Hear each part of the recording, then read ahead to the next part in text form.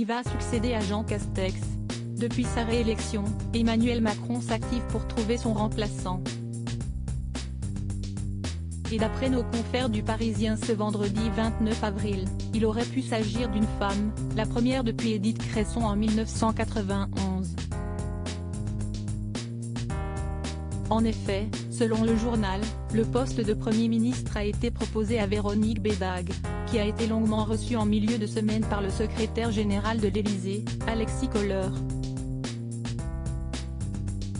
Un entretien durant lequel le chef de l'État aurait lui-même passé une tête. Véronique Bédague aurait finalement décliné la proposition. Âgée de 58 ans, cette énarque classée à gauche bénéficiait pourtant d'une grande expérience dans le privé, mais aussi dans des ministères.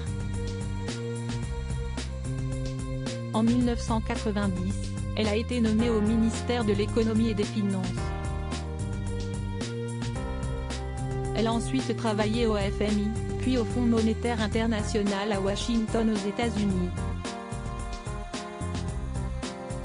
De 2000 à 2002, elle a occupé le poste de conseillère technique auprès du cabinet de Laurent Fabius, alors ministre de l'Économie, des Finances et de l'Industrie.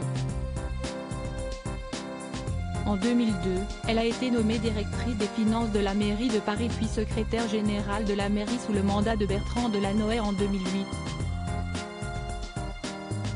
Véronique Bédague, actuelle numéro 2 de Nexity mais CIST surtout pour son poste de directrice de cabinet de Manuel Valls à Matignon, de 2014 à 2016, que Véronique Bédague s'est fait connaître.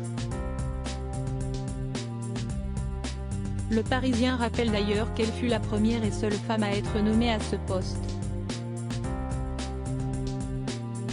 Elle est actuellement numéro 2 du géant français de l'immobilier Nexity. Véronique Bédague s'est également fait remarquer le 16 avril dernier, grâce à une tribune publiée dans le Journal du Dimanche.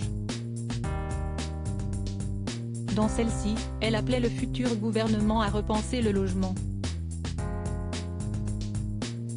Elle plaidait notamment en faveur d'un ministère régalien de la ville de demain, pour remplacer le ministère du Logement, ajoutant que, selon elle, le logement est un véritable projet de société qui permettrait s'il était bien mené d'avoir un impact sur le pouvoir d'achat, l'éducation, l'environnement, l'emploi, le vieillissement. Loading Widget.